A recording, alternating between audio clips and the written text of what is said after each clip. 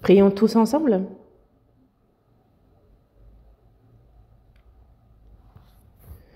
Dieu notre Père, toi qui nous aimes, toi qui es miséricordieux, Dieu, nous te tournions le dos, nous étions pécheurs et agissions dans l'iniquité. Ton jugement et ta malédiction, ta fureur nous étaient réservés et nous le méritions. Mais par ton grand amour, tu as eu pitié de nous. Dieu, c'est quand nous ne te connaissions pas que, en premier, tu nous as aimés. Le jugement et la malédiction que nous devions recevoir, c'est le Seigneur Jésus qui, à notre place, s'en est chargé. Et par le précieux sang qu'il a versé, tu as effacé éternellement tous nos péchés et fait que nous n'avons plus à recevoir ni le jugement ni la malédiction. Merci de nous avoir fait comprendre cette grande et surprenante grâce. Merci sincèrement pour notre salut. Nous qui avons reçu la rédemption par le précieux sang du Seigneur versé pour nous, sommes réunis devant toi, Seigneur, pour louer ta grâce, ton amour, pour apprendre ta parole, Seigneur. Nous te remercions pour cette communion sainte parmi ce troupeau. À cette heure, Seigneur, nous croyons en ce que tu es parmi nous. Et tes regards sur chacun d'entre nous, que ta main miséricordieuse soutienne chacun d'entre nous. Que notre cœur, que notre pensée, à tes yeux, Dieu, s'il y a des choses honteuses, s'il y a des péchés cachés, par ta parole, révèle-le-nous, fais-le-nous comprendre, et que par ta grâce, par ta parole, nous soyons renouvelés, purifiés, fortifiés, et que le reste de notre vie, nous puissions la vivre sans être honteux en tant que tes enfants. Nous te demandons de nous guider. Pour ton Église en Corée, dans le monde entier, pour tous les frères et sœurs qui gardent la foi malgré les difficultés, qui prêchent ton évangile, que par ta grâce, par ta parole, par la puissance de ton esprit, tu les remplisses toujours plus, qu'ils puissent avec assurance témoigner de ton évangile et que de nombreuses âmes soient guidées à toi, sauvées, et que ces frères et sœurs sauvés puissent demeurer dans ta parole, être affermis sur ta parole et qu'ils se tiennent droit pour accomplir ta volonté. Nous te demandons de les guider. En ton temps, tu nous donnes la parole dont nous avons besoin, tu nous enseignes la voie qu'il nous convient de suivre. À cette heure encore, Dieu, manifeste ta parole, ta volonté sainte, aide-nous à la comprendre. Que notre cœur, que toute notre vie soit dans tes mains, Seigneur. Dirige-nous et que nous puissions vivre comme il se doit en tant que tes enfants. Guide-nous. Cette heure, nous la confions intégralement entre tes mains, Seigneur, et nous avons prié au nom du Seigneur Jésus. Amen. Cherchons dans la Bible Deutéronome chapitre 1. Deutéronome chapitre 1.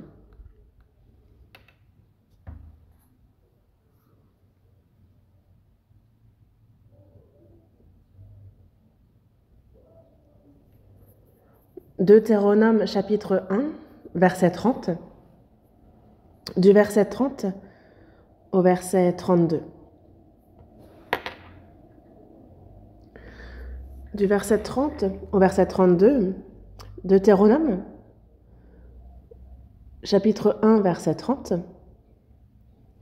L'Éternel, votre Dieu, qui marche devant vous, combattra lui-même pour vous, selon tout ce qu'il a fait pour vous, sous vos yeux, en Égypte.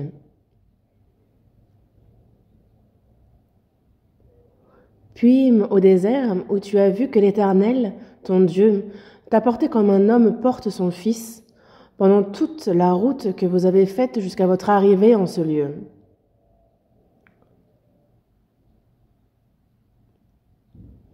Malgré cela, vous n'eûtes point confiance en l'Éternel, votre Dieu.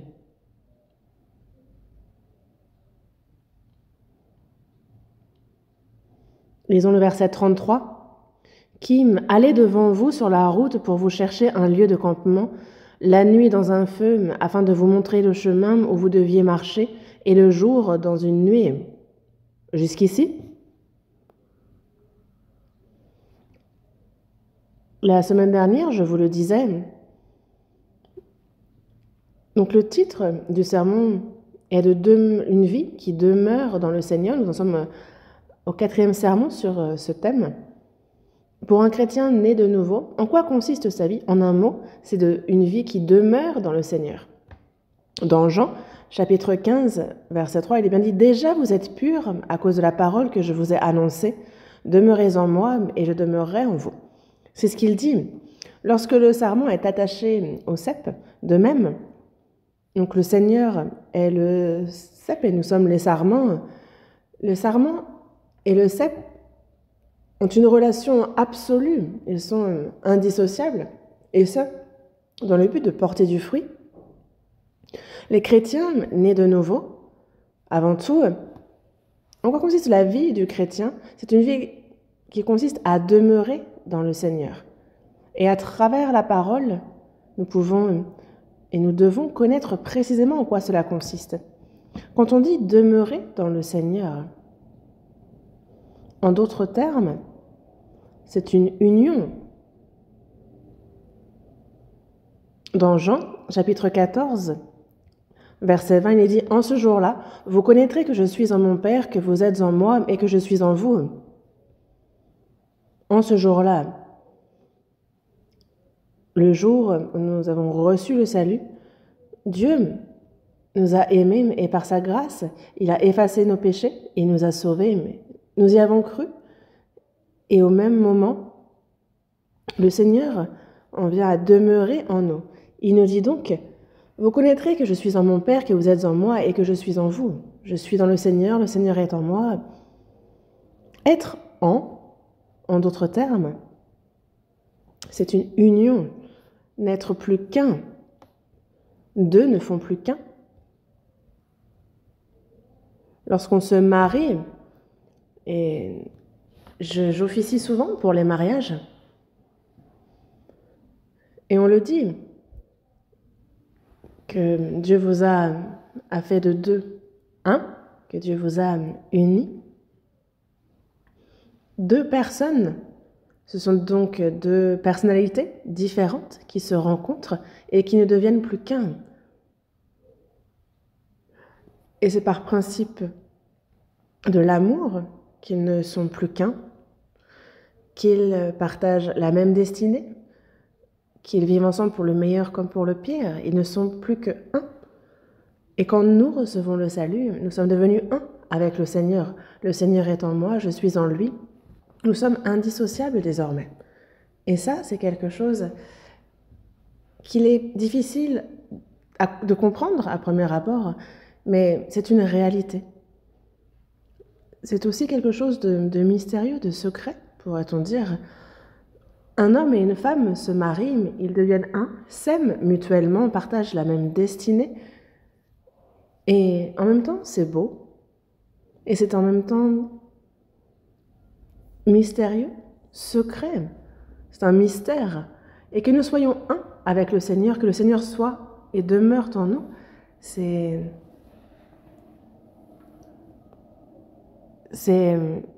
secret et pourtant c'est vrai. C'est un fait. On n'est pas en train d'extrapoler. En quoi consiste une vie menée dans le Seigneur? C'est ce qu'il nous faut bien connaître. Et déjà, la différence des religions. En fait, une personne qui n'a pas reçu le salut peut mener une vie religieuse. Une vie religieuse est basée sur des règles, des principes, participer à des sermons, louer le Seigneur, prier, suivre les rites des cultes, faire des offrandes. Ça, c'est quelque chose qu'on retrouve dans toutes les religions. Mais ça n'a rien à voir avec Dieu. Nous, après avoir reçu le salut, le Seigneur est en nous. Il demeure en nous et je demeure en lui. Nous sommes un. Nous menons une vie où nous vivons désormais avec lui. Il nous faut connaître en quoi cela consiste. Et réellement, nous menons cette vie dans le Seigneur et le Seigneur en nous. Dieu a en particulier choisi ce peuple d'Israël sur cette terre. Dans Deutéronome, chapitre 7, on voit que Dieu choisit le peuple d'Israël afin que, en particulier, il a bien dit que c'était un peuple qu'il s'est choisi. Et pourquoi s'être choisi le peuple d'Israël? Et pourquoi seulement ce peuple? Ça ne veut pas dire qu'il n'aime que le peuple d'Israël. Le but tout particulier, spécial de cette sélection est afin de montrer quelle est la vie d'une personne qui a reçu le salut après qu'elle ait reçu le salut. Il le montre comme en format réduit à travers le peuple d'Israël. Il choisit ce peuple, c'est le peuple élu de Dieu.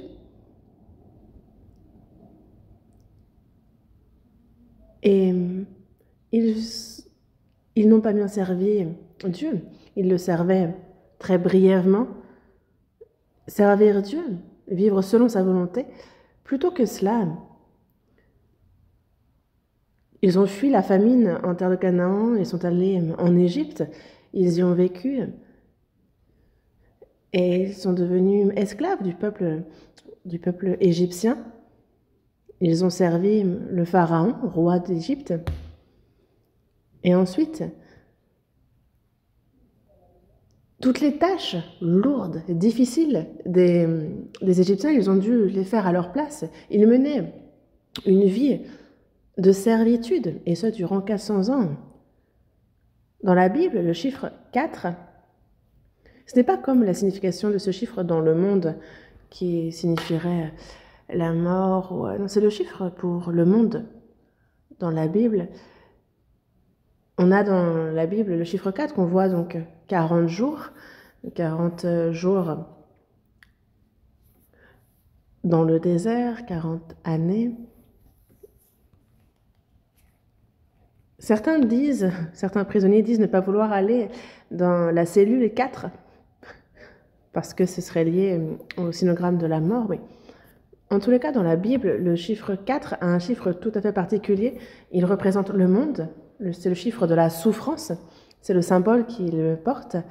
Et le peuple de Dieu n'a pas servi Dieu, au contraire, il a servi Pharaon, roi d'Égypte. Et plutôt que de vivre dans la bénédiction, dans la grâce de Dieu, au contraire, ils étaient esclaves en Égypte et ont souffert de diverses manières, et ce durant 400 ans. Qu'est-ce que cela nous enseigne? Nous aussi. En fait, c'est une version réduite de ce qui nous concerne. Dans la Genèse, chapitre 1, verset 27, il dit bien que Dieu créa l'homme à son image. Il le créa à l'image de Dieu. Parmi les créatures de Dieu, il n'y a que l'homme qui fut créé à l'image de Dieu. Ce qui symbolise donc que ce n'est pas la chair qui est à son image, mais l'esprit. L'homme est un être spirituel, égal à Dieu. Et c'est pour ça que dans Jean chapitre 4, verset 24, il dit « Dieu est esprit ». Et il a mis en nous le même esprit. Nous sommes partenaires de Dieu en amour. Nous sommes ses enfants. Nous hériterons de Dieu. Nous le servons. Et pour participer à sa gloire, c'est dans son but-là qu'il nous fit à son image, afin que nous devenions comme lui. Est-ce que ce n'est pas surprenant?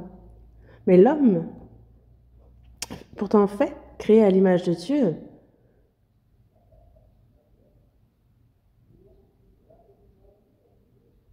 avant de rentrer dans la gloire de Dieu, il enfreint la parole de Dieu et donc il fut disqualifié complètement. Et il s'est vu mener une vie misérable dans le péché.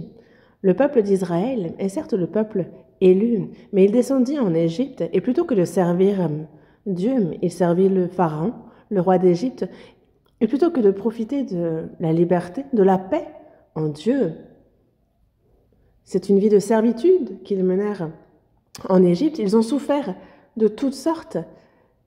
Et eux qui l'homme aussi, à l'image de Dieu, lorsqu'il désobéit à la parole de Dieu, ce n'est pas des bénédictions, mais au contraire, sur terre, des malédictions et toutes sortes de souffrances qui l'attendent sur terre.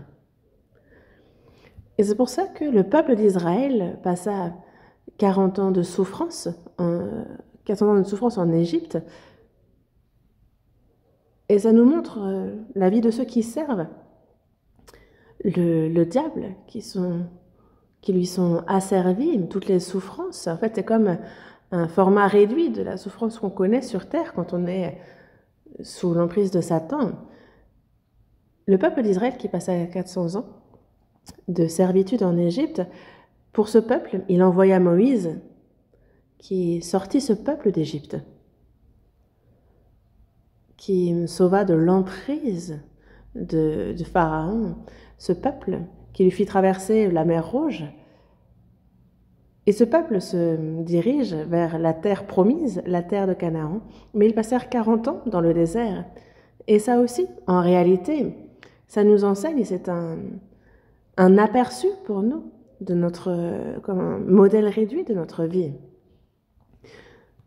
Moïse, qui signifie qu'il a été délivré, est l'image, l'ombre de Jésus. Jésus qui signifie donc le Sauveur, et qui va venir sauver son peuple, comme Moïse a sorti le peuple d'Israël d'Égypte.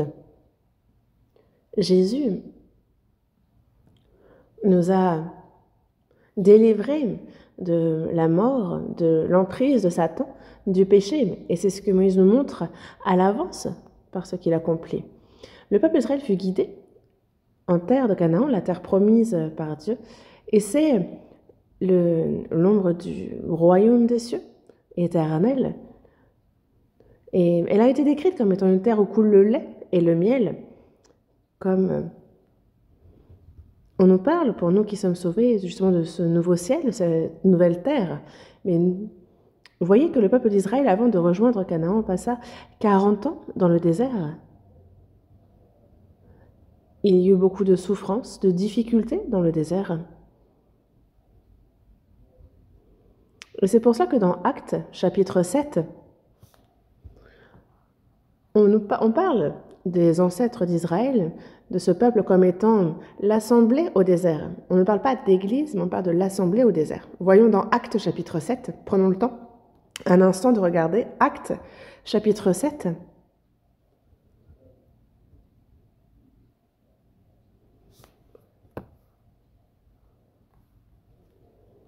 Actes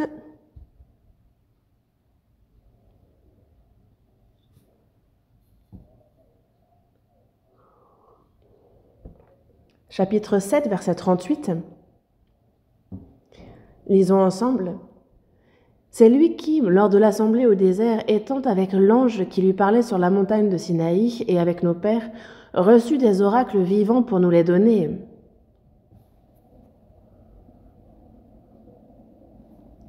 C'est lui qui, lors de l'assemblée au désert, étant avec l'ange qui lui parlait sur la montagne de Sinaï, c'est là où il donna donc la loi à Moïse, n'est-ce pas? Le mont Sinaï. Mais il reçut, donc avec nos pères, les pères désignent le peuple d'Israël, mais c'est lui qui, lors de l'assemblée au désert, cela décrit l'Église dans les 40 ans passés dans le désert. Durant cette traversée, ils rencontrèrent de nombreuses souffrances, d'épreuves, de difficultés. Et nous, après notre salut, avant d'entrer dans le royaume éternel, dans le royaume de Dieu, nous menons notre vie de chrétien au sein de l'Église. Et c'est ce que cela nous décrit. C'est le modèle réduit de l'Église. Et donc, ce n'est pas simple. Donc, il y a l'assemblée au désert. Dans l'Ancien Testament, on ne trouve pas le mot « Église ». Le peuple d'Israël, dans l'Ancien Testament, passa 40 ans dans le désert, et c'était l'ombre de l'Église, eux qui étaient l'assemblée au désert. Et c'est lui, donc Moïse, qui sortit le peuple d'Israël d'Égypte, qui le guida, ce peuple, dans le désert, jusqu'en terre de Canaan. Et c'est donc l'image, la figure de notre Sauveur Jésus, qui viendra plus tard. Et donc le peuple d'Israël sort désormais d'Égypte, il en a été délivré, Et alors qu'il les conduit jusqu'en terre de Canaan, qu'est-ce que Dieu a fait? Dans Deutéronome chapitre 1, dans les versets que nous venons de lire, dans Deutéronome chapitre 1, dans le verset 30, « L'Éternel, votre Dieu, qui marche devant vous. » Le peuple d'Israël a été guidé hors d'Égypte jusqu'en terre de Canaan, et durant le trajet, le peuple d'Israël fut guidé. L'Éternel, votre Dieu, qui marche devant vous. Dieu marche devant le peuple d'Israël. Nous, après avoir reçu le salut, après le salut, Dieu ne nous dit pas, bon, on se revoit au ciel, on se revoit au paradis. Il ne nous abandonne pas. Il est avec nous jusqu'à ce que nous entrions dans son royaume céleste. Il nous garde, il nous protège, il nous guide. C'est ce qu'il fait. Et donc, il dit bien ici, marchez devant nous. Il marche devant nous. Et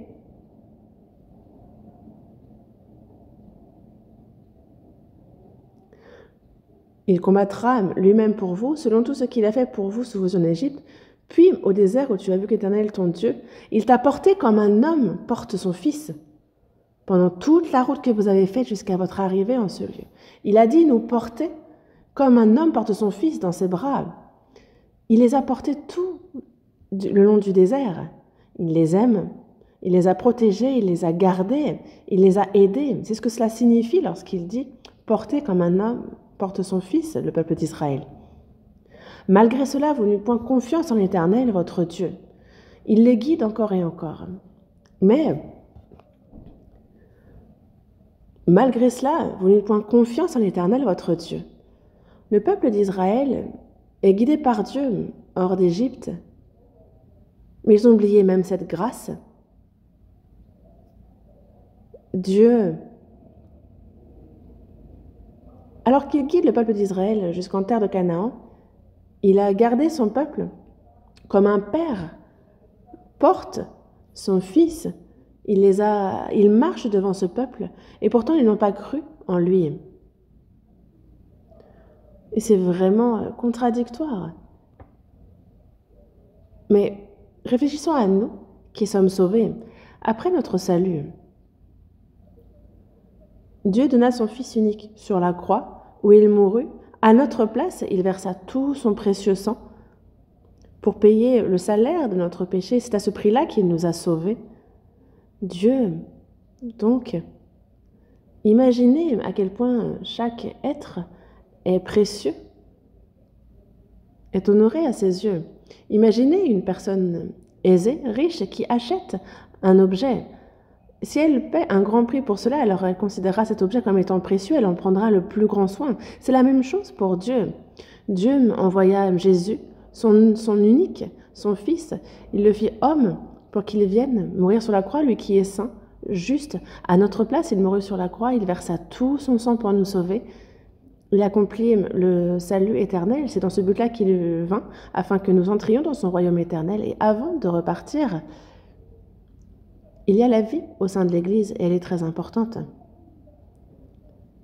Une personne qui entrera dans le royaume des cieux, il faut qu'elle ôte ses scories, ses erreurs, il faut la forger, l'entraîner, l'exercer pour qu'elle soit digne d'entrer dans ce royaume éternel. Il y a donc tout ce processus de façonnage. La vie au sein de l'Église est très importante. Le peuple d'Israël menace, lui, sa vie dans le désert, c'est le même principe. Mais eux ont oublié la grâce de Dieu, mais il les prit dans ses bras comme un homme porte son fils. Et pourtant, ils n'ont pas cru, alors qu'il les guidait. Wow. Et on se dit, mais comment est-ce possible? Il y a ceux qui nous ont mis au monde, qui nous ont élevés, nous ont enseignés, nous ont fait grandir. Et il y a ceux qui oublient la grâce qu'ils doivent à leurs parents. On connaît ce genre d'enfant. Quand, au moindre petit truc, il dit, mais et pourquoi tu m'as mis au monde? Qu'est-ce que j'ai rien demandé? Qu'est-ce que tu fais pour moi? Et donc ils s'en prennent aux parents et on a du mal à comprendre réellement. Le peuple d'Israël, lui, n'a pas cru en Dieu, mais ce n'est pas tout. Il était rebelle. Il était contre Dieu. Et au moindre souci, il se plaignait. Ils ont même cherché à tuer Moïse, demandant à Dieu, mais pourquoi tu nous guides dans ces difficultés? Pourquoi tu nous fais souffrir ainsi? Rentrons en Égypte. Il n'est pas trop tard. Retourner en Égypte? Comment? Il y a la mer Rouge entre les deux. Ils l'ont traversée, certes. Mais ils ne pourront pas y retourner. Pas un seul ne peut retourner en Égypte par le même chemin. Dieu ne le permet pas. Tout le peuple d'Israël mourut dans le désert. Et ça nous enseigne. Un enseignement très important d'ailleurs. Pour une personne sauvée, lorsqu'elle est reconnaissante de la grâce de Dieu, quand il y a donc le royaume de Dieu, son espérance glorieuse, lorsque la personne vit avec ça dans son cœur, alors malgré les souffrances, malgré les adversités, elle va obéir à Dieu, vivre selon sa volonté et chercher à être digne d'entrer dans son royaume éternel. Et Dieu va préparer, va entraîner, forger cette personne. Mais il y a ceux qui, à la moindre difficulté, vont se plaindre de Dieu. Oublier la grâce du salut que Dieu leur a donné. Et à la moindre occasion, ils cherchent à désobéir. Ils cherchent à retourner dans le monde. Comme certains du peuple d'Israël ont cherché à retourner en Égypte. Alors tous, aucun n'est retourné, tous sont morts dans le désert. Et il les a forgés, façonnés dans ce désert. Mais il y a ceux qui sont nés dans le désert. Tous ceux qui voulaient retourner en Égypte sont morts. Mais entrent en Canaan que ceux qui ont été renouvelés. Ceux qui sont nés de la grâce de Dieu mènent leur vie de foi. Et il y a ceux qui sont renouvelés, il y a ces nouvelles créatures, ceux qui sont dignes donc d'entrer dans le nouveau ciel, la nouvelle terre, ceux qui ont été éprouvés. Ce sont eux, et seulement eux, que Dieu prend dans son royaume. La vie au sein de l'Église n'est pas aussi simple. Dieu nous façonne, il nous entraîne, il nous fortifie, il nous rend forts. Il nous rend vainqueurs du péché, de Satan. Il fait de nous des hommes dignes d'entrer dans la gloire éternelle de Dieu. Et notre vie de foi, c'est tout ce processus pour nous mener dans son royaume. Et il y a des difficultés, mais on n'est pas là pour se plaindre, pour désobéir sous prétexte en disant à Dieu, mais pourquoi est-ce que tu me fais traverser ça, cherchant à retourner dans le monde. Quand on regarde dans 1 Timothée, on voit qu'il y en a qui préfèrent le divertissement, ce monde, à Dieu. Et il y a ceux donc qui n'ont pas cru en Dieu. Et quand on voit que malgré cela, vous n'eûtes point confiance en l'Éternel, votre Dieu. Et nous on dit, mais comment est-ce possible? Dieu a manifesté sa puissance, il les a sauvés en les faisant traverser la mer Rouge. Dieu les a gardés dans le désert, il les a guidés. Il les a préparés pour la terre de Canaan qu'il leur avait promis. On les voit désobéir, se plaindre dans le désert, chercher à retourner en Égypte. Si moi, j'avais été sur place à ce moment-là, est-ce que je n'aurais pas fait pareil? Nous, on se dit non, j'aurais été différent, mais en réalité, dans notre cœur, au fond de notre cœur, nous aussi, il nous faut savoir qu'il y a dans notre cœur ce penchant à désobéir, comme le peuple d'Israël a désobéi dans le désert. Et c'est important de ne pas oublier ça. Il ne faut pas que ça rentre dans une oreille et ressorte dans l'autre. Il guide son peuple d'Égypte jusqu'en terre de Canaan, et nous aussi. En fait, Dieu nous guide toute notre vie, donc c'est ce qu'il nous montre. C'est vraiment l'image de Dieu qui marche avec nous. Et donc ça nous enseigne, nous, qui sommes sauvés, on apprend de cela. Dans le verset 33, Deutéronome chapitre 1, verset 33, qui allait devant vous sur la route. Le peuple d'Israël avance, mais on voit que Dieu allait devant ce peuple pour chercher un lieu de campement. Il avance parce que sur la route, il faut se reposer, dormir, et il cherche un lieu de campement. La nuit, dans un feu, il y a la colonne de feu la nuit, qui illumine la nuit. Parce que parfois, ils avançaient même la nuit, et la nuit, il y a cette fraîcheur, et c'est par le feu, c'est par la colonne de feu qu'il les empêchait d'avoir froid. Dans la journée, il y avait la nuée qui les protégeait des rayons du soleil brûlant, qui les protégeait. Et donc, ils suivaient également cette nuée. Lorsque la nuée s'arrête, alors ils établissent le campement et ils s'arrêtent. Ça peut être quelques jours, 1 mois, 2 mois. Si la nuée reste sur place, alors elle la suit. Elle reste également. Et si elle bouge, ils se mettent en mouvement aussi. Ça les a protégés, guidés, gardés. Et c'est exactement comme la présence réelle de Dieu avec nous. Réellement, il les a guidés avec la nuée par la colonne de feu durant les 40 années qu'ils ont passées dans le désert. Dieu fut avec eux, il les protégea, il les garda, il les guida. Oui. Et quand on voit cela, on voit combien Dieu aime les hommes, combien ce peuple qu'il a choisi, qu'il a sauvé, lui était cher, et combien il en prenait grand soin.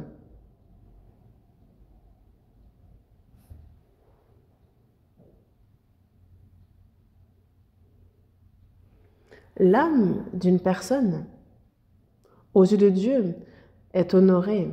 Dans le psaume 49, verset 20, il est bien dit « Je suis honoré aux yeux de Dieu. Je suis honoré aux yeux de l'Éternel. » Dans Ésaïe chapitre 49, verset 5. Pourquoi sommes-nous honorés? C'est parce qu'il donna son Fils unique pour nous, qu'il versa son précieux sang, qu'il paya le prix pour nos péchés et qu'il nous a sauvés à ce prix-là. Donc vous voyez combien nous sommes honorés à ses yeux. Il nous a rachetés à grand prix. Il versa son sang pour nous sauver. C'est ça son unique. Son Fils mourut en versant son précieux sang pour payer le prix de nos péchés. Et donc, il nous guide, nous protège, nous garde. Mais il ne fait pas que nous aimer de manière inconditionnelle par sa grâce de nous garder. Il nous forge, il nous éprouve aussi, il nous fait souffrir. Nous sommes entraînés difficilement. Mais ça, le peuple d'Israël ne l'a pas bien compris. Il ne l'a pas bien su. Dans le psaume 119, verset 105, il est bien dit « Ta parole est une lampe à mes pieds et une lumière sur mon sentier. » Et nous, il nous sauve jusqu'à ce que nous entrions dans son royaume éternel. C'est sa parole qui nous guide. C'est par elle qu'il est avec nous dans une nuit obscure. Lorsqu'il n'y a pas de lampadaire, de lumière, on ne peut trouver notre route. Mais il y a la parole du Seigneur qui est une lampe à nos pieds, une lumière sur notre sentier qui nous guide et nous enseigne la voie à suivre. Le Seigneur, c'est par sa parole, par cette parole précieuse, qu'il éclaire visiblement notre chemin, notre voie, et qu'il nous garde et qu'il nous guide. Et aussi, voyons un peu dans Exode chapitre 29. Exode chapitre 29. Chapitre 29. Voyons le verset 45. Exode 29, 45. Versets 45 et 46.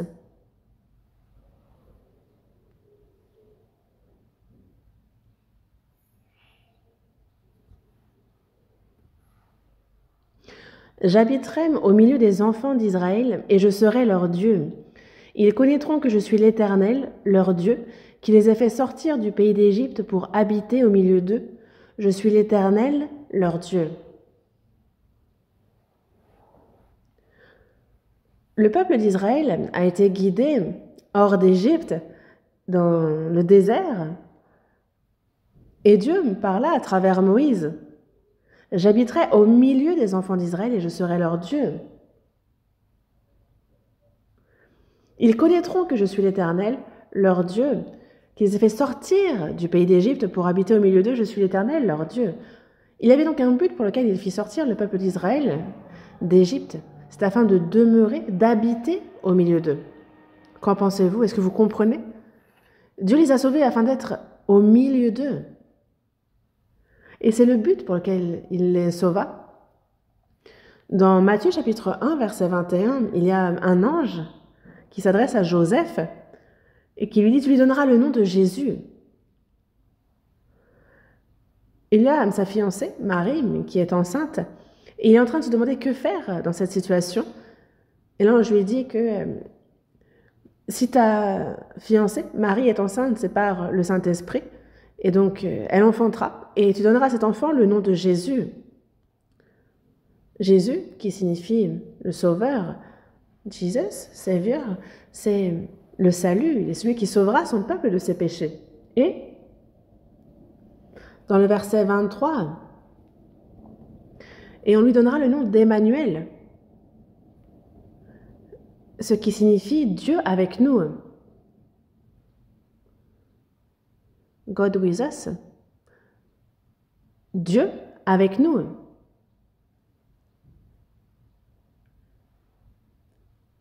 Dieu nous a sauvés pour habiter au milieu de nous, pour être avec nous. Mais c'est surprenant, non? Ce n'est pas « je vous sauve et puis donc on se retrouve au ciel, fais ce que tu peux ». Non. Depuis le jour de notre salut jusqu'à ce que nous entrions dans le royaume éternel, il est avec nous. Il habite parmi nous, il nous protège, il nous garde, il nous guide, il nous aide. Oui, ça ne vous surprend pas que Dieu soit avec nous? Dieu, Jésus est notre salut. Et le but pour lequel il nous a sauvés, c'est afin d'habiter parmi nous, afin d'être en nous. Et il nous faut croire en cela.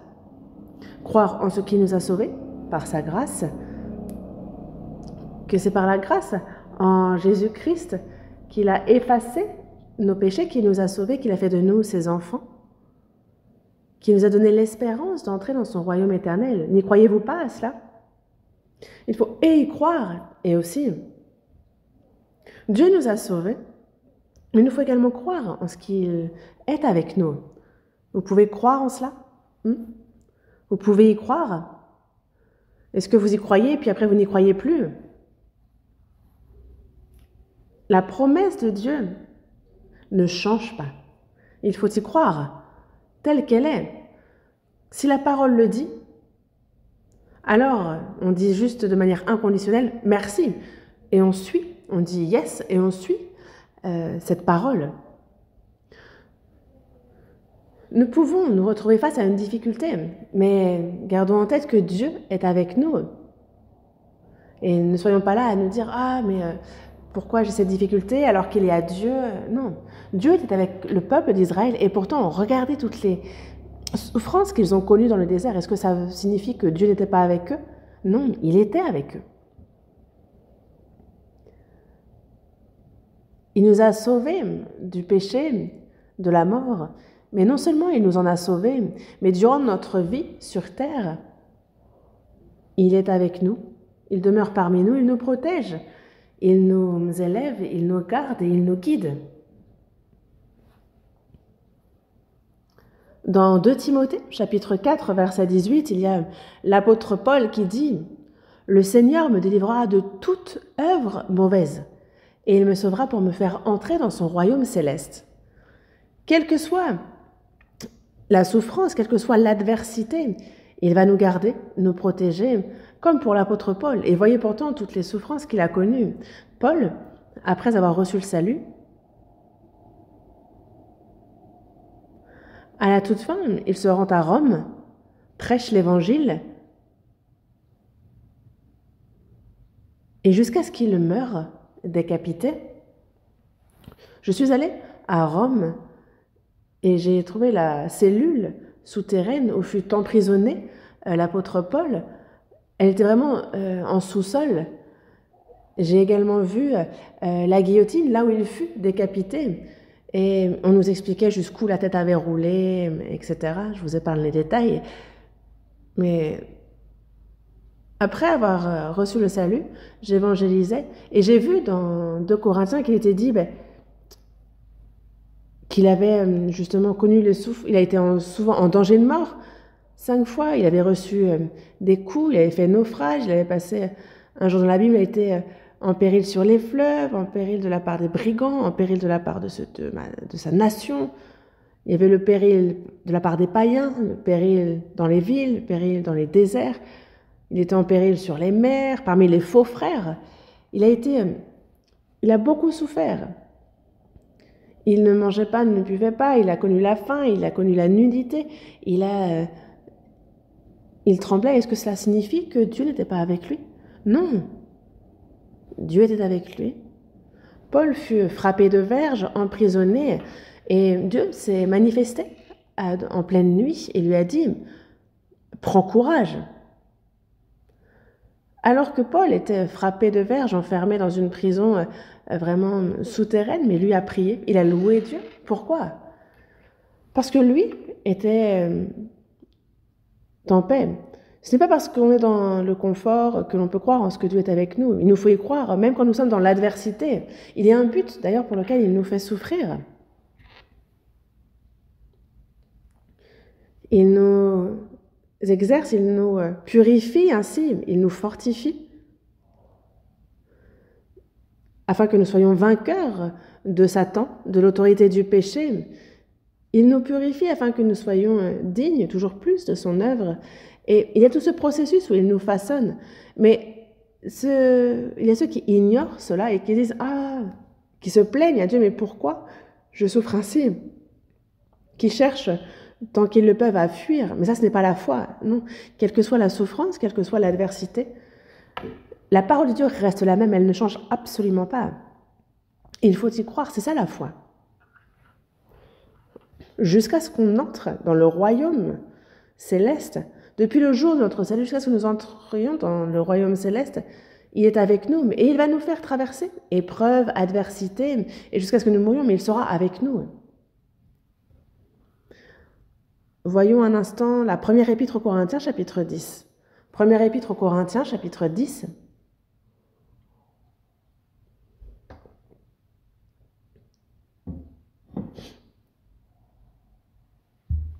Première épître aux Corinthiens, chapitre 10.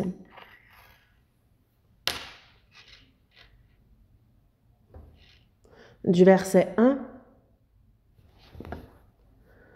au verset 4, je lis. 1 Corinthiens, chapitre 10, versets 1 à 4. « Frères, je ne veux pas que vous ignoriez que nos pères ont tous été sous la nuée, qu'ils ont tous passé au travers de la mer, qu'ils ont tous été baptisés en Moïse dans la nuée et dans la mer, qu'ils ont tous mangé le même aliment spirituel, et qu'ils ont tous bu le même breuvage spirituel, car ils buvaient à un rocher spirituel qui les suivait, et ce rocher était Christ.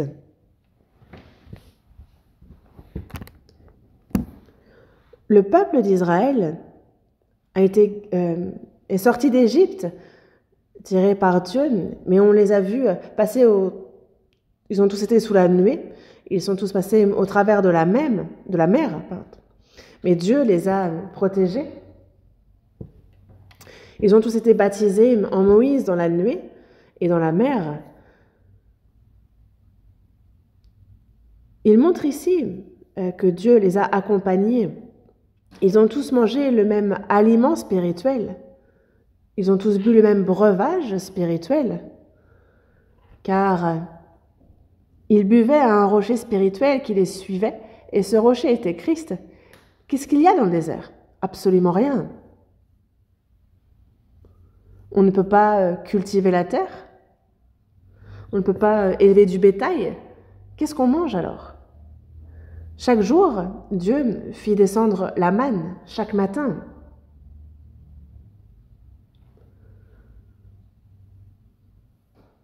Et il est dit qu'elle ressemblait à de la graine de coriandre, parce qu'elle était blanche. Et il est dit qu'elle avait le goût d'un gâteau au miel.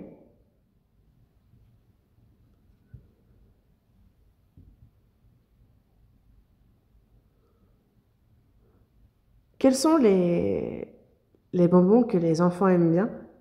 Les gâteaux?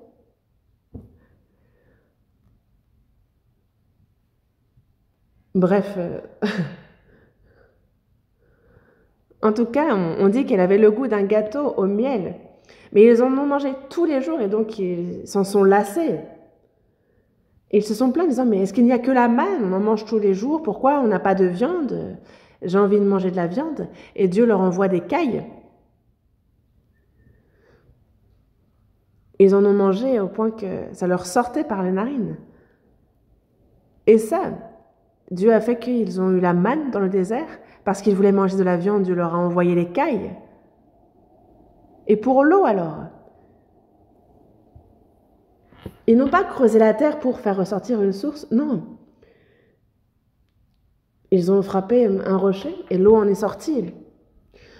Lorsque Dieu guide le peuple d'Israël dans le désert, il l'a guidé par des miracles. Et c'est pour cela qu'ici, ils ont tous mangé le même aliment spirituel. Ils ont tous bu le même breuvage spirituel. Ils ont bu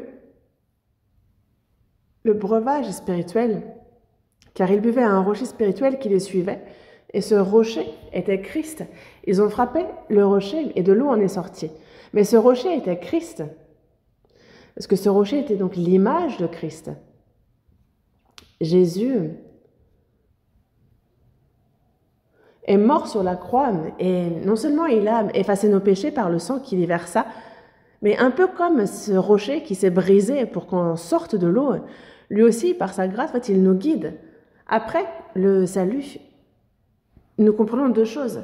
Il nous donne toujours la grâce, nous avons besoin de cette grâce spirituelle, parce que l'homme ne va pas seulement boire de l'eau, manger du pain.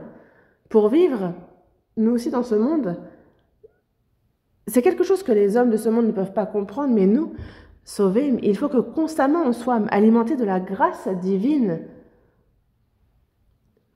Et nous avons tous reçu de sa plénitude, et grâce pour grâce. La grâce du salut, c'est une fois, mais après notre salut, constamment, grâce pour grâce, il nous remplit de ses grâces. C'est pour ça qu'il nous dit que nous avons tous reçu de sa plénitude et grâce pour grâce. Et il donne toujours plus, toujours plus. On est dans son abondance et toujours il nous donne plus. Il nous donne des grâces qui renouvellent notre cœur, de nouvelles joies. Il nous donne de la force, du courage dans notre cœur. Et il nous donne donc des grâces divines, des grâces spirituelles, un breuvage spirituel qui va donc ressourcer notre cœur. Après notre salut, c'est la grâce de Dieu, c'est ce breuvage spirituel qu'il nous donne et qu'il nous faut savoir boire. Mais est-ce qu'il nous donne que cela? Non, il nous donne également la nourriture pour la chair. Et c'est pour cela que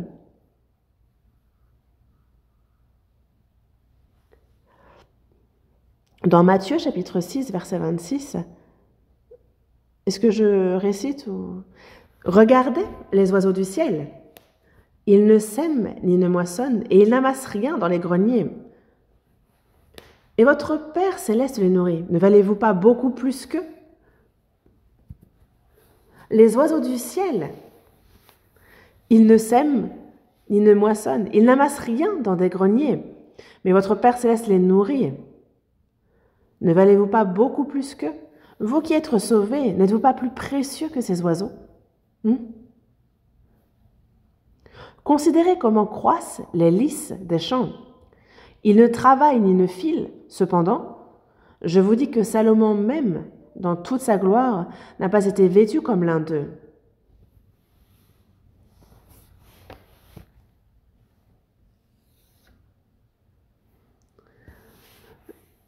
Comme Dieu fait pousser les fleurs des champs, Dieu nous revêt de toutes les bonnes choses. Dieu nous donne de bonnes choses. Il va nous falloir regarder dans Matthieu chapitre 6, verset 30. Matthieu chapitre 6,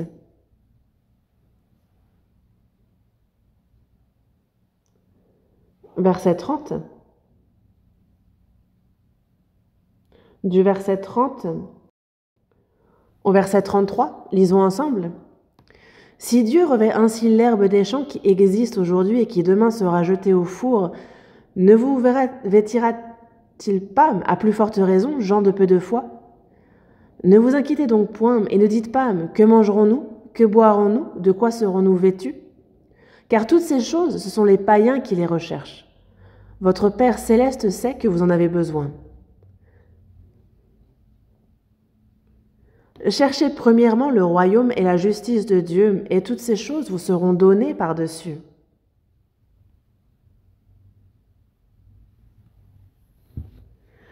Ces versets, regardez-les encore et encore jusqu'à ce que vous y croyiez. Priez. Dieu prend soin des oiseaux du ciel. Mais vous, pourquoi vous inquiétez-vous au sujet du vêtement? Considérez comment croissent les lys des champs. Je vous dis que Salomon même, dans toute sa gloire, n'a pas été vêtu comme l'un d'eux. Et donc, d'autant plus vous, il vous revêtira aussi. Mais gens de peu de foi, ne vous inquiétez donc point et ne dites pas que mangerons-nous, que boirons-nous, de quoi serons-nous vêtus? Car toutes ces choses, ce sont les païens qui les recherchent. Les païens désignent ici ceux qui ne sont pas sauvés. Un enfant sans parent va s'inquiéter le matin de ce qu'il va manger, de ce qu'il va manger au déjeuner, au dîner, où est-ce qu'il va dormir, c'est ses inquiétudes de tous les jours. Mais s'il a des parents remarquables, pourquoi est-ce que les enfants ont à s'inquiéter? Les parents vont s'occuper de tout, les aider, donner. Dieu, créateur des cieux, de la terre, de toutes choses, est notre Père. Et vous alors, gens de peu de foi, on a reçu le salut, mais dans notre vie, on n'a pas la foi pour nous confier en lui. Et c'est pour cela qu'il dit gens de peu de foi. C'est le reproche qu'il nous fait. Ne vous inquiétez donc point et ne dites pas que mangerons-nous, que boirons-nous, de quoi serons-nous vêtus, car toutes ces choses, ce sont les païens qui les recherchent. Votre Père céleste sait que vous en avez besoin. Il sait. Quand il dit savoir, cela sous-entend qu'il s'en charge, n'est-ce pas? Les parents qui ont des enfants en bas âge savent de ce dont ils ont besoin pour dormir, pour boire, pour manger, pour se vêtir. Ils le savent très bien et ils s'en occupent. Votre Père céleste sait que vous en avez besoin.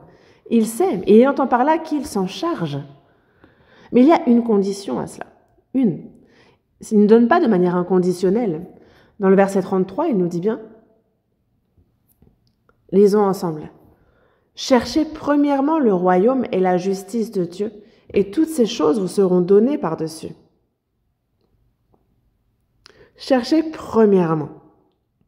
Il y a le mot premièrement. Que devons-nous faire en toute priorité? S'inquiéter de quoi manger, de quoi boire, de quoi être vêtu, de comment vivre, de combien on doit gagner? Ne pensez pas à ces choses. Mais premièrement, nous chrétiens, quelle est notre pensée, notre priorité dans la vie? C'est Dieu. Sa volonté, sa gloire. Cherchez premièrement le royaume et la justice de Dieu. Donc, se préoccuper de la propagation de l'évangile, parce que lui a fait ce qu'il y avait de plus grand. Il a sacrifié son Fils unique sur la croix, où il versa son sang pour effacer éternellement tous les péchés. Et il prêcha son évangile pour que les âmes qui devaient aller dans l'enfer n'y aillent plus. Dieu fit le plus gros du travail. Dans Luc chapitre 15, verset 7, il est bien dit qu'il y aura plus de joie dans le ciel pour un seul pécheur qui se repent que pour 99 justes qui n'ont pas besoin de repentance. Et encore maintenant, il agit, il fait ce travail de prédication de l'évangile. cherchez premièrement le royaume et la justice de Dieu pour que son royaume s'élargisse par le salut des âmes. Et pour un pays, il y a 3 conditions. Il faut un souverain, un territoire et un peuple. On a le nouveau ciel, la nouvelle terre, on a le souverain qui est Dieu. Mais là, désormais, Dieu forme. Il se prépare son peuple pour entrer dans son royaume.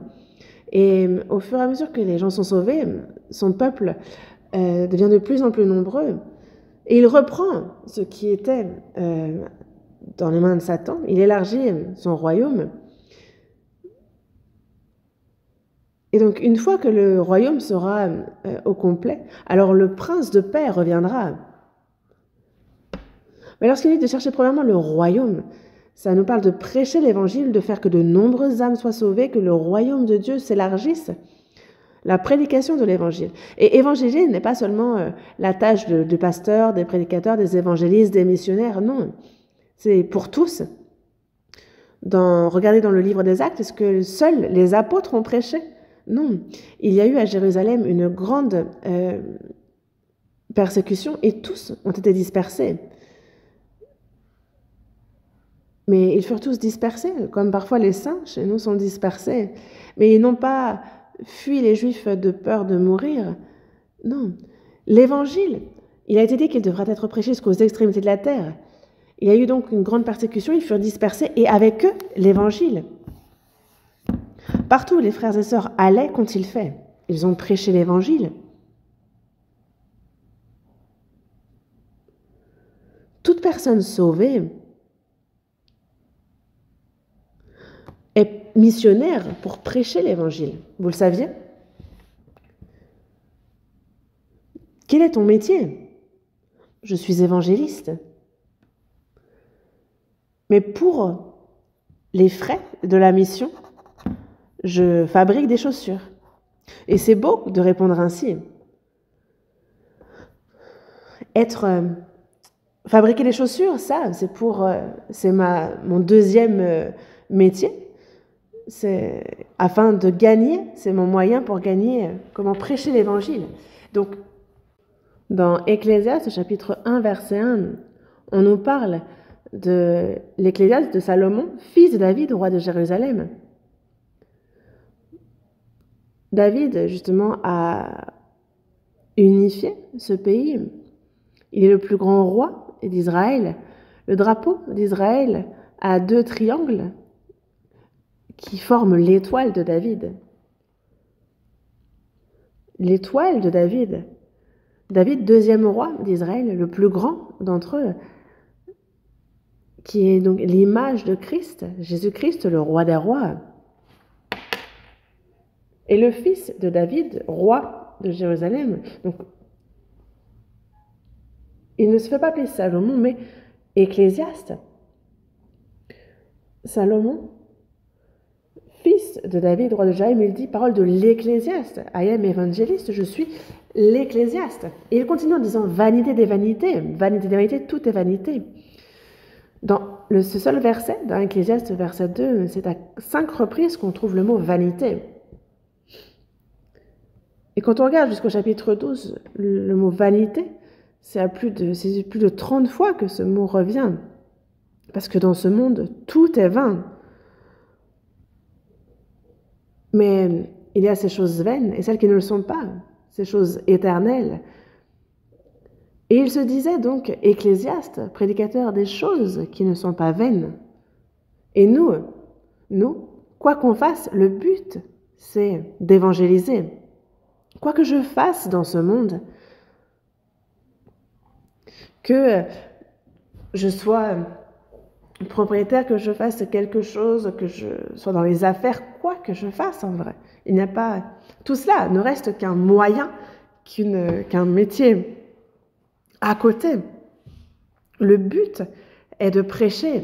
Et ça, c'est quelque chose qui vraiment réjouit Dieu. Parce que pour véritablement réjouir Dieu, il faut évangéliser.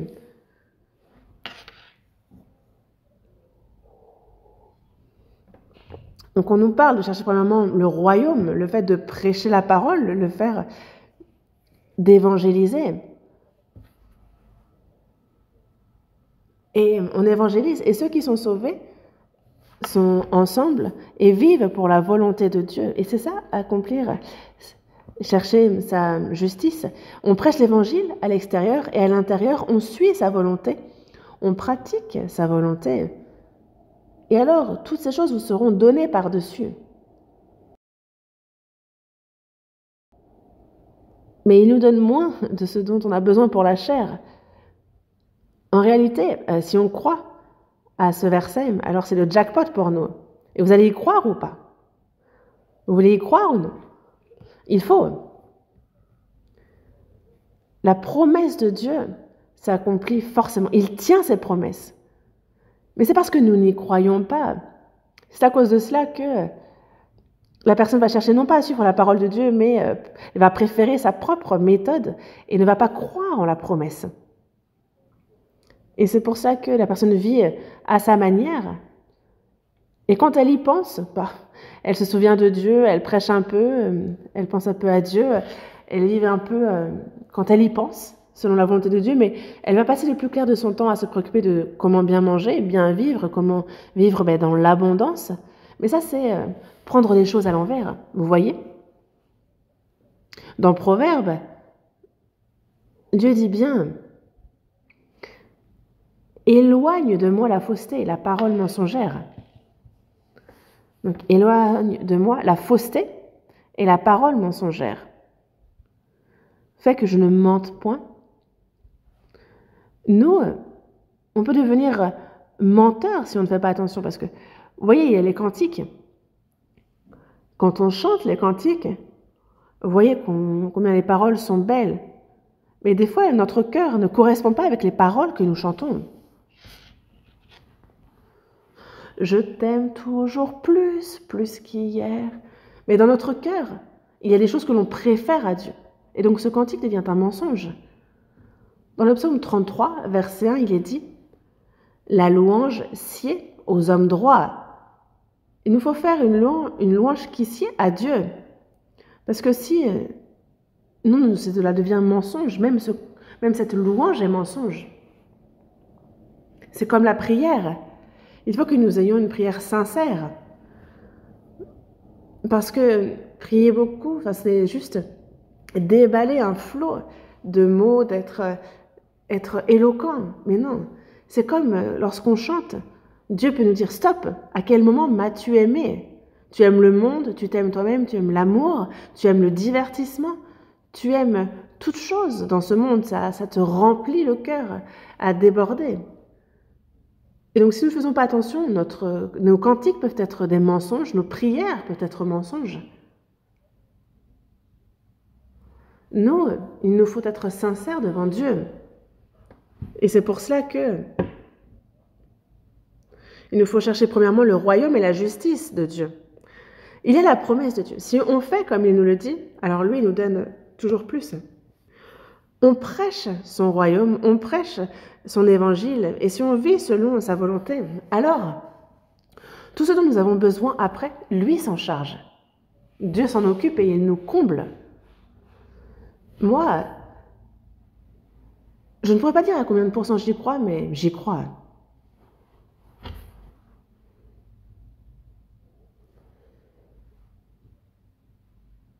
Je me dis que 100% d'obéissance devant Dieu, ça relève de l'impossible, mais moi, je m'efforce d'être au plus proche de la parole de Dieu et de réellement, j'expérimente chaque jour comment Dieu me comble. Et c'est un secret normalement. Mais il n'y a que ceux qui en font l'expérience qui savent. Les autres l'ignorent. Il faut écouter, pratiquer et en faire l'expérience, sinon on ne peut pas savoir.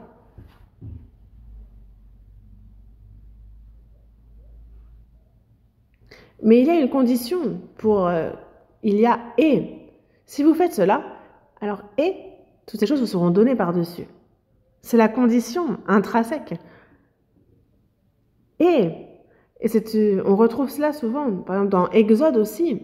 Dans Exode, chapitre 20, verset 12, il dit « Honore ton père et ta mère, afin ». En français, ce même mot est traduit par « enfin »,« afin », pardon. Afin que tes jours se prolongent dans le pays. Dans Deutéronome, chapitre 29, verset 9 aussi, vous observerez donc les paroles de cette alliance et vous les mettrez en pratique afin de réussir dans tout ce que vous ferez. Afin de réussir dans tout ce que vous faites, parce que sinon ça ne marchera pas.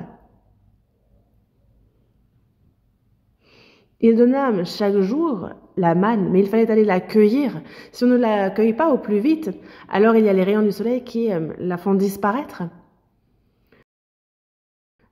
Les cailles aussi, il faut aller les chercher. Dieu nous donne, mais est-ce que vous allez juste rester là, bouche grande ouverte sous le pommier jusqu'à ce que la pomme tombe dans votre bouche? Elle va vous tomber dans les yeux surtout. Non, il y a à faire de notre côté. Dans 2 Thessaloniciens chapitre 3 verset 10, il est dit que si quelqu'un ne veut pas travailler, qu'il ne mange pas, si la personne ne fait rien, reste là, alors qu'elle ne mange pas, il faut travailler avec zèle. Nous travaillons, mais la première chose que nous faisons, notre premier travail, est de chercher le royaume et la justice de Dieu. Et la suite, il nous le donne par-dessus. Et regardez un peu dans vos expériences, est-ce que dans ma vie, est-ce que Dieu m'aide? Ou alors, est-ce que c'est simplement par mes propres moyens que je ne vis qu'avec mon zèle qui ne cède pas? Mais est-ce que je reçois l'aide de Dieu? Est-ce que vous faites la différence dans votre vie? Il faut essayer de voir la différence. Si nous faisons passer la volonté de Dieu en premier, alors il ne nous abandonne pas. Même si nous avons faim, nous ne mourrons pas. Simplement, Dieu, il nous met dans l'abondance et il nous appauvrit aussi. C'est lui qui fait tout cela. Dans les Proverbes, il dit que c'est lui qui rend riche, que c'est lui qui appauvrit. Il nous met dans l'abondance et il lui arrive parfois de reprendre pour voir comment nous allons réagir. Pour voir si véritablement, même dans la difficulté, on se confie seulement en lui. Si dans l'abondance, on ne se réjouit pas seulement de cette abondance, ou est-ce qu'on retourne la gloire à Dieu? En fait, il regarde, il observe.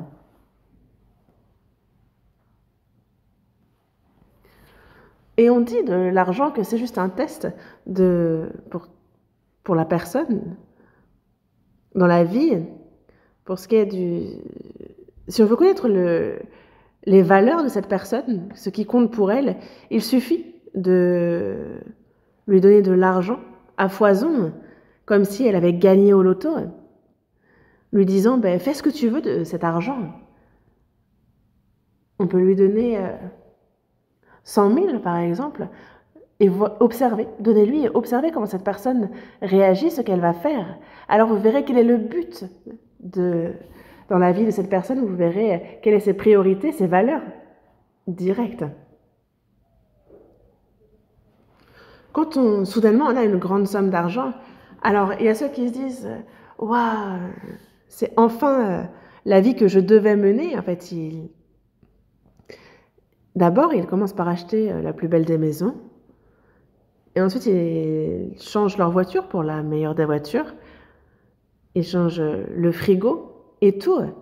Ils vont même jusqu'à changer de femme. C'est ce que font les Américains apparemment. Et c'est pour ça que lorsque quelqu'un gagne au gros lot, alors en fait il change complètement et il ne travaille pas, il court à leur perte. En fait, si on ne sait pas utiliser l'argent, alors on tombe dans le piège.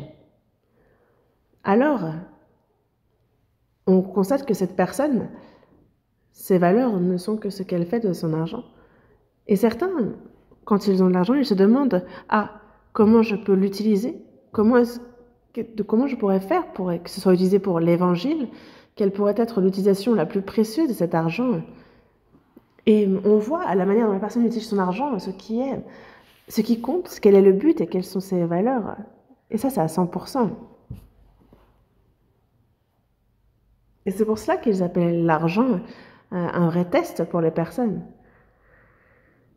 Il y a ceux qui, dès qu'ils vont avoir un peu d'argent, ils vont l'utiliser comme bon leur semble. Mais non, c'est déjà tellement difficile de gagner de l'argent. Est-ce que parce que soudainement on a de l'argent, on l'utilise n'importe comment? Non.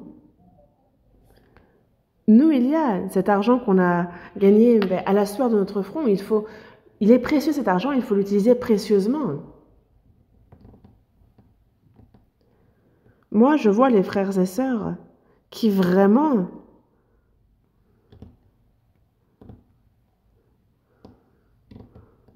je sais, les frères et sœurs, ils savent combien précieux est l'argent et comment il doit être utilisé.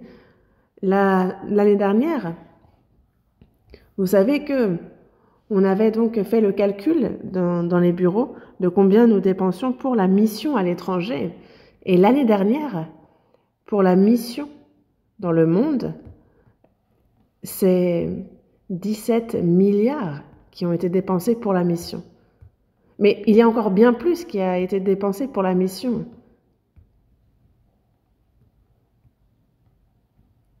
Mais nous, est-ce qu'on insiste sur il faut faire des dons? Est-ce qu'on dit non?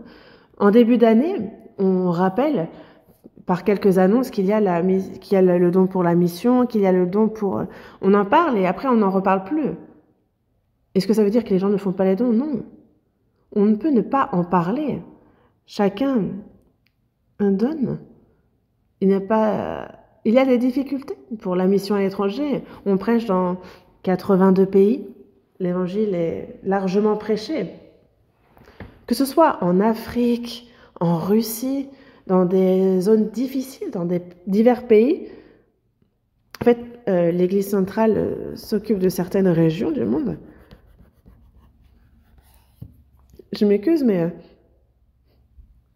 il n'y a pas les États-Unis, il n'y a pas le Japon, il n'y a pas l'Europe qui aide à la mission à l'étranger.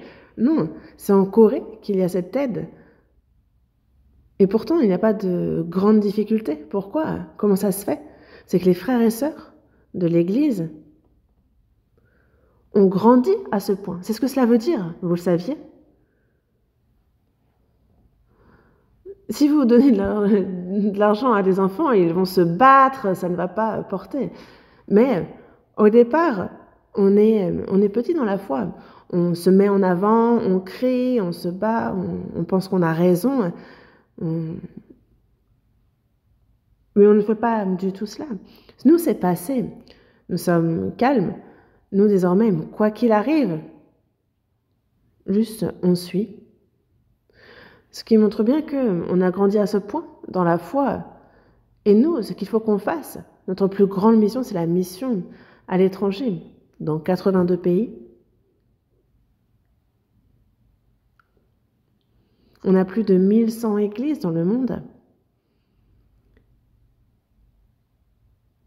Et il y a beaucoup d'autres communautés qui prêchent l'évangile dans le monde entier.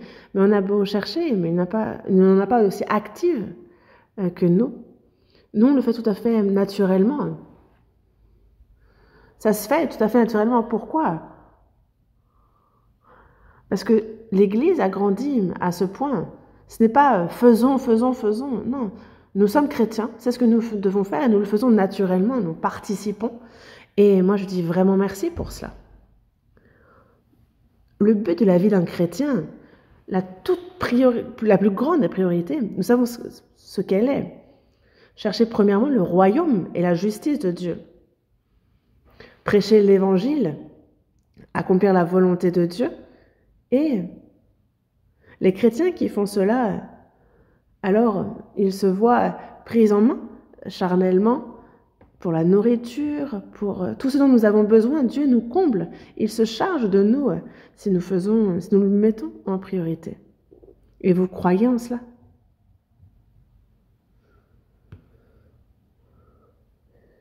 À la maison, il y a un aquarium. Il y en avait un grand avant, mais je l'ai enlevé et on a un petit aquarium. Et j'ai un petit poisson qui s'appelle Coupi, que j'élève. Mais en fait, ils se sont multipliés. En fait, moi, tous les jours, je nourris le poisson. j'allume l'électricité et je vois tous les petits poissons, pouf, pouf, pouf, qui se réunissent pour avoir leur part de nourriture. Et donc moi, je dispatche la nourriture. Et elle est tout petit. On dirait qu'ils viennent de naître, on dirait de la poussière, mais déjà, ils frétillent pour aller chercher la nourriture. C'est surprenant. En tout cas, je donne la nourriture une fois par jour. Et j'en donne un petit peu plus l'après-midi si bon, j'ai l'impression qu'ils sont un peu vexés. Et après plusieurs jours, il y a l'oxygène avec la machine qui donne... il y a une machine qui donne de l'oxygène. Mais est-ce que les poissons, eux, ils savent qu'on leur fournit l'oxygène, que s'il fait froid, on fait varier justement la température de l'eau, on la rafraîchit si c'est un peu trop chaud, on la réchauffe si c'est trop froid. Nous, on s'inquiète de tout ça, on aide les poissons, mais est-ce que les poissons, eux, ils se reconnaissent? Non, je les ai jamais entendus me dire merci. Je ne sais pas, est-ce qu'ils sont reconnaissants à l'intérieur? Je ne sais pas. En tout cas, je vois ça et je me dis, oh, Dieu nous donne la grâce. Et nous, on ignore même, est-ce que c'est Dieu qui donne ou pas? On n'est pas spécialement reconnaissant, alors que Dieu, lui, il prend soin de nous, mais minutieusement. Dieu, dans Matthieu chapitre 10, verset 30, il dit bien qu'il a même compté tous les cheveux de notre tête. Dieu a dit, comptez les cheveux de notre tête. Dans le psaume 147, verset 4, il compte même le nombre des étoiles et il leur donne à toutes des noms. Il les a toutes comptées, il leur a donné à toutes un nom. Nous ne savons même pas combien de cheveux nous avons, on n'arrive même pas à compter nos sourcils. Qu'est-ce qu'il nous dit par cela? Est-ce que ça veut dire qu'il connaît le nombre de nos cheveux? Non, c'est que justement, il me connaît mieux que je ne me connaisse. Il y a ce cantique qui dit, mais je sais qu'en lui j'ai la vie, il m'a sauvé dans son amour. Et en fait, les paroles en coréen disent que il est celui qui connaît ma situation, il me connaît mieux que moi-même, il sait précisément ma situation. En fait, Dieu connaît bien mieux ma situation que moi-même. Je sais que toujours, il m'accompagne, mais il y a une condition à cela, il y a le « et ». Le afin. Cherchez premièrement le royaume et la justice de Dieu. Obéissez à sa parole et vous réussirez dans tout ce que vous entreprenez. Et il ajoutera toutes ces choses par-dessus. Si la première partie ne s'applique pas, alors il ne fait pas la deuxième. Lorsque nous obéissons à Dieu en fonction, selon sa volonté, alors vraiment c'est le jackpot, vraiment. Sinon, pour un chrétien sauvé, c'est peine et souffrance. Lorsqu'on cherche à vivre par nos propres moyens, à notre manière, alors il vient et prend, disant essaye, comme toi tu veux. Je ne peux pas entrer dans les détails, mais il y a un frère qui était zélé, il a gagné beaucoup d'argent, il est devenu riche, mais il était si radin devant Dieu. Pour la prédication de l'Évangile, ça ne l'intéressait pas vraiment. Mais il a tout perdu. Sa maison même lui a été prise. Je ne sais pas si lui-même a réalisé ce qui lui est arrivé. Quand on ne comprend pas, alors il reprend tout ce qu'il a donné. Dieu me rend enrichi et il rend pauvre. Et c'est pour cela que nous, il nous faut placer notre espérance dans ce Dieu. Dans Romains chapitre 8, verset 32, voyons ce passage, Romains chapitre 8, Romains chapitre 8, verset 32.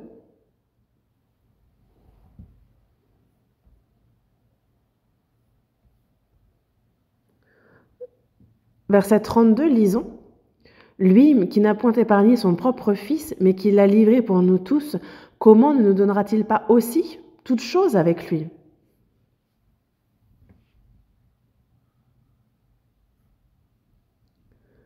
Lui qui n'a point épargné son propre Fils, mais qui l'a livré pour nous tous. qui a été jusqu'à le donner, jusqu'à le faire mourir. Donc vous voyez combien grand est cet amour, cette grâce. Mais il a livré pour nous son Fils, son unique. Il ne l'a pas épargné. Comment ne nous donnera-t-il pas aussi toute chose avec lui? Toute chose, toute grâce. Comment ne donnera-t-il pas aussi toute chose avec lui? Alors qu'il a été jusqu'à donner son Fils, à le faire mourir, il ne l'a pas épargné. Il entend par là qu'il nous donnera toute chose. Mais on n'y croit pas. Dieu dit donner. Si on est bien vu par Dieu, alors c'est vraiment le jackpot pour nous. Mais ne même pas penser à vivre selon la volonté de Dieu, mais vivre à notre manière, ça, c'est se compliquer la vie. Sans vivre selon la volonté du Seigneur, une personne sauvée qui ne veut pas vivre selon la volonté de Dieu, mais selon à sa propre manière, alors vraiment, il sera repris. Et il ne faudrait pas. Et c'est pour cela que nous, dans la vie de foi, il est important de savoir que nous vivons dans le Seigneur, que le Seigneur vit en nous, que nous sommes un avec lui. Quand on se marie, il y a une femme et un époux qui désormais sont un. Ils sont unis par l'amour, ils partagent la même destinée, c'est pour le meilleur et pour le pire, et ils prennent soin l'un de l'autre. Et nous, avec le Seigneur, nous sommes devenus un. Il nous faut vivre selon sa volonté, et il se charge, lui, de tout de son côté. Nous vivons en Christ, dans le Seigneur. Et si le titre de sermon est « Une vie dans le Seigneur », ce n'est pas un hasard. C'est que véritablement, c'est important. C'est notre destinée. Nous vivons selon sa volonté et lui nous prend sous son aile. Nous, lorsqu'on obéit à Dieu selon sa volonté, qu'on lui est agréable, alors il n'épargne rien comme il n'a pas épargné son propre Fils et il nous donne tout par-dessus. Il nous faut comprendre en quoi consiste donc cette vie qui demeure dans le Seigneur. Alors vraiment, nous pourrons toujours être dans la grâce, toujours reconnaissants. Et il nous faut véritablement vivre ça, l'expérimenter dans notre vie. Ce n'est pas un Dieu lointain. Il est toujours avec nous. Il a compté tous les cheveux de notre tête. Il est celui qui connaît le mieux notre situation. Dieu nous garde, nous protège. Et il nous faut croire en cela. Et aussi, si seulement nous faisons sa volonté, que nous agissions seulement selon sa volonté, alors il nous prend sous son aile. Et c'est ça, vivre dans le Seigneur.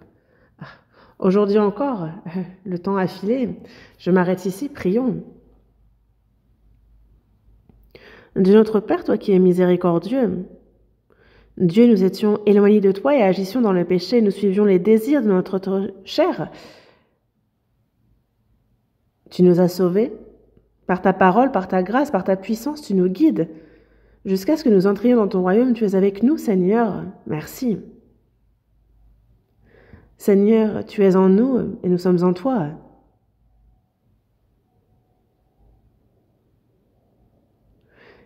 Ne nous quitte pas, garde-nous, protège-nous. Et jusqu'à ce que nous entrions dans ton royaume, nous croyons à ce que tu nous guides et nous t'en remercions. Donne-nous la foi pour nous appuyer toujours plus en toi. Sois avec nous, Seigneur. Dirige-nous, garde-nous, protège-nous. Et fais-nous le savoir que le reste de notre vie, nous puissions le vivre seulement pour ta volonté et pour ta gloire. Seulement. Que toute notre vie, nous puissions la vivre dans ta grâce, dans ta puissance seulement. Dirige-nous, guide-nous et qu'à travers notre vie, Dieu, Père, tu puisses être glorifié et que seulement ta volonté s'accomplisse. Aide-nous. Que toute notre vie, Seigneur, soit guidée par toi. Nous avons prié au nom du Seigneur Jésus. Amen.